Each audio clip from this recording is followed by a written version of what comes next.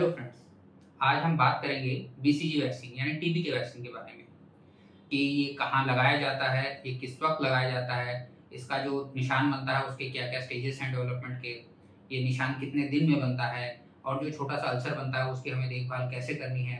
अगर कोई रिएक्शन नहीं हो रहा है तो इसके क्या मायने हैं और अगर ज़रूरत से ज़्यादा रिएक्शन हो रहा है तो इसके क्या मायने हैं। आज हम इस सब बारे में बात करेंगे। आपके यूट्यूब चैनल जॉयफुल पेरेंटिंग में डॉक्टर तिमिर में आप सभी यंग पेरेंट्स का स्वागत है। तो सबसे पहले हम बात करते हैं कि ये कहाँ लगाया जाता है यानी साइट ऑफ एडमिनिस्ट्रेशन। तो ये हमेशा आपके बाएं कंधे यानी यहाँ पर डेल्टॉइड मसल के ऊपर लगाया जाता है। इसका और कोई साइट नहीं है, ये एक स्टैंडर्डाइज साइट है जो कि लगाने के लिए। अगला सवाल, ये किस वक्त लगाया जाता है? तो ये मोस्टली जन्म के समय ही लगाया जाता है, जन्म के 24 घंटे के अंदर जो बाकी वैक्सीन मिलते हैं, बीसीजी, हेपेटाइटिस बी और ओरल पोलियो, ये 3 वैक्सीन आपके जन्म के वक्त लगाए जाते हैं, उसमें बीसीजी भी एक होता है। तो मोस्टली जन्म के वक्त लगाया जाता है।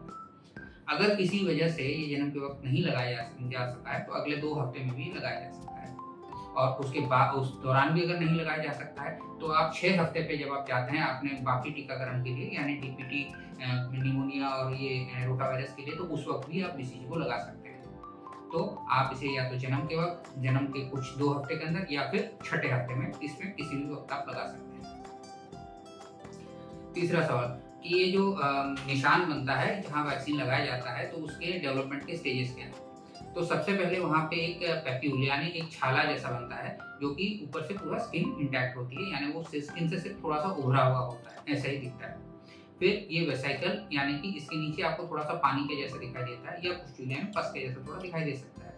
फिर ये ऊपर इसके क्रस्टिंग होती है यानी पपड़ी सी जमती है जो कि छूट जाती है और उसके नीचे से थोड़ा पानी छूटता है, तो इसको स्टैबिंग भी हम कहते हैं। तो इसमें आपका एकदम क्लियर पानी के जैसे भी आ सकता है और ऐसे ही फिर दोबारा से उस पर पपड़ी जम सकती है और फिर ये प्रोसेस चलता रहता है कि जब तक एक परमानेंट अल्सर वहाँ पे बन नहीं जाता और फिर एक परमानेंट स्कार एक डेवलप कर जाता है वहाँ पे। अगला सवाल, ये स्कार बनने में वक्त कितना लगता है, कितने दिनों में हम जाने कि बीसीजी का टीका ठीक से लगा था और अब पक्का निशान बन गया है। तो मोस्टली ये 1.5 महीने से 3 महीने लगते हैं इस स्कार को यानी इस पक्के निशान को पूरे तौर पर बनने में। ये जो छोटा सा अल्सर होता है हमें इसकी देखभाल कैसे करनी है, जैसे कि उसमें वो पानी आ रहा है, उसमें पपड़ी जम रही है, तो हमें इसकी देखभाल कैसे करनी है। तो आज का आंसर ये है कि हमें इसमें कोई एंटीसेप्टिक सॉल्यूशन, कोई इसमें दवाई नहीं लगानी, सिर्फ साफ रखना है। प्लेन पानी और कपड़े से भी हम इसे साफ रख सकते हैं, इसमें किसी प्रकार के एंटीसेप्टिक या एंटीबायोटिक का कोई रोल नहीं है। अगर कोई रिएक्शन नहीं है टीका लगाने के बावजूद तो इसके क्या मायने हैं। तो इसके 2 मायने हो सकते हैं। पहला ये कि टीका लगाने की विधि गलत थी, इसके चलते कि रिएक्शन नहीं हुआ, और दूसरा ये कि बॉडी ने उसको अप्रोप्रिएटली रिएक्ट नहीं किया। ये 2 मायने हो सकते हैं। तो कितने दिन में हम सोचें कि टीका ठीक से जो है रिएक्शन नहीं हुआ, तो अगर 6 महीने तक भी हमें उसमें कोई निशान नहीं दिखाई देता है तो हमें सोचना चाहिए कि बीसीजी हमने लगवाया था लेकिन उसका रिएक्शन ठीक से नहीं। एक स्ट्रॉन्ग रिएक्शन के क्या मायने हैं।